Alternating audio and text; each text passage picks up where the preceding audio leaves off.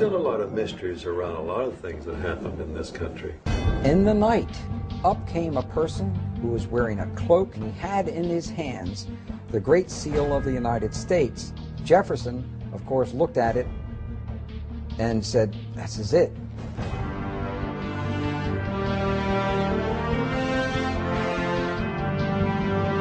It's a very dangerous thing to reveal the truth, but we have to. Let's go back to really important individuals here. His name is Nicholas Roerich. The truncated pyramid with the all-seeing eye on the top. Nicholas Roerich is the person who is responsible for that ending up on the dollar bill. Franklin Delano Roosevelt was the President of the United States, and Henry Wallace was the Secretary of Agriculture. Now, Henry Wallace was deeply involved in the occult. Roerich to Wallace to FDR to the dollar bill. I was initiated into this very ancient order. Here we are at the Nicholas Roerich Museum. Do you really think it has anything to do with the Illuminati? The owl is the totem symbol of the Illuminati. Yes, because Roerich was the Illuminati. They all seem to have been Masons. His son was murdered. Those who normally get out, they're killed. Hexagrams are used during occult ceremonies when you're summoning up demons. Because we're dealing with Lucifer. And the all-seeing eye of God is one of the emblems that the Freemasons use. He said, "You're trying to say that Masonry is evil." I said, "It comes right out of the same pit of hell."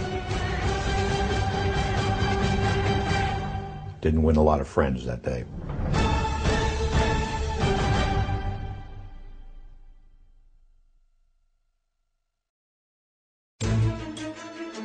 Our history of the dollar bill is a strange telling, one that involves an American president, a former vice president, a mysterious Russian mystic, and a determined Jewish researcher, on the trail of an ancient artifact that is said to have been in the possession of the most powerful rulers in history, and somehow directly influenced the design of the dollar bill. As incredible as it seems, it's believed this mysterious object could mark the beginning of Armageddon. There's going to be a bloodbath there. With them is an expert in the signs and symbols of the occult world. This is not the eagle. Who claims that the details of the dollar bill are no accident, but represent the diabolical working of secret societies. This is the eye of the phoenix, looking on in favor of the secrets of the dollar bill.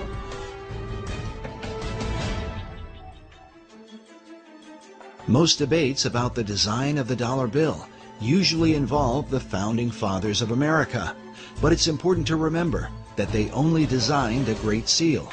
There are many details to the dollar bill that go far beyond the seal itself. The Great Seal was developed through 3 committees involving a total of 14 men.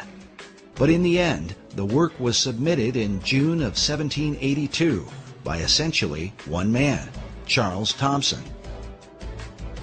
What is little known is that while Thomson presented a preliminary sketch, his final design was submitted to Congress only in the form of a written description. Looking at the rough drawings Thomson put together with artist William Barton, it becomes clear that many of the specific details of the seal, as we know it today, were added later on. For example, above the head of the American eagle are 13 stars that form a 6-pointed hexagram. While Thomson's description called for the 13 stars, their hexagram formation was not part of his original description and is not present in the earliest realizations of the design. The hexagram seems to have been added in the 20th century. The nature of the Great Seal is so mysterious that some believe that it came from a supernatural force. An account recorded by Dr. Robert Hieronymus in his book, Founding Fathers, Secret Societies, says that the Great Seal was given to Thomas Jefferson by a mysterious cloaked figure. I love that story. The Founding Fathers were trying to get the Great Seal of the United States designed, and they needed to have a design for the Great Seal to represent our nation. And Jefferson went outside in the night, and up came a person, an individual who was wearing a cloak whom he couldn't totally see, and he had in his hands the Great Seal of the United States. And he basically said, or this being said, you know, you're struggling over the symbol for our nation? Here it is.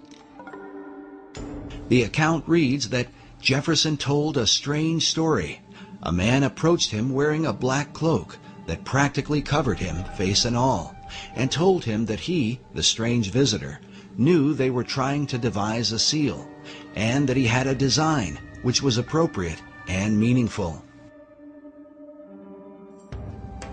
Jefferson, of course, looked at it, according to this story, and said, this is it. This is it. He knew it was it, and it was right. So he supposedly came running back into whatever, whether it was a tent or whatever it was, and he showed it to other individuals, and he told them about, they met this person outside. Of course, they went outside to go to find the guy, and he's gone. So supposedly we'll never find out who designed the Great Seal of the United States. While Dr. Hieronymus admits that he is skeptical about such stories, there are others who claim to believe them to this day. Perhaps it has something to do with John Adams, who was on the first seal committee with Thomas Jefferson. According to the written account, John Adams was there when this bizarre event took place. Oddly enough, the Adams Memorial in Washington, D.C. is adorned with this mysterious cloaked figure. Perhaps it's just a coincidence. The first historical account of the Great Seal's design was written by a 19th century American Army officer named Charles A.L. Totten. In his book on the secret symbols of the dollar bill, Masonic author David Oveson writes that Totten equated the birth of the United States with the beginnings of what he called the New Atlantis, a title given to a work by Sir Francis Bacon, one of the mysterious financial backers of the Virginia colony. Oveson goes on to write that the Great Seal and the dollar bill represent the most extraordinary example in history of the public evolution of a magical design.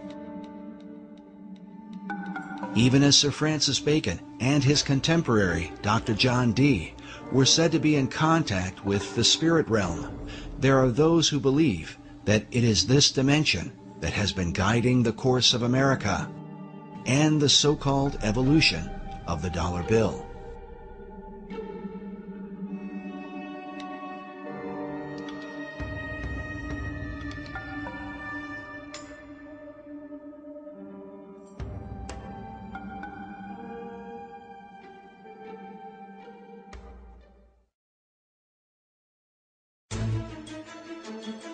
Debates have gone on for years about the secret symbolism of the Great Seal of the United States, whether or not these symbols represent secret societies, or if they are what the White House and the U.S. Congress currently tell us, symbols of divine providence, of stability, and the patriotism of America.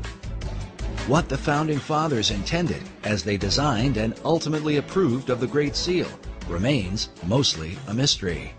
There's still a lot of mysteries around a lot of things that happened in this country. It's not in our history books. There can be no doubt that those things hidden in the shadows of the last 2 centuries are not easily brought to light. But when one comes into the modern era, into the age of photography, film, and the advanced practices of mass media, it becomes a bit easier to document world events and the intentions of those who have helped to shape them. In the late 19th century, Harvard professor Charles Eliot Norton referred to the Great Seal as a dull emblem of the Masonic fraternity.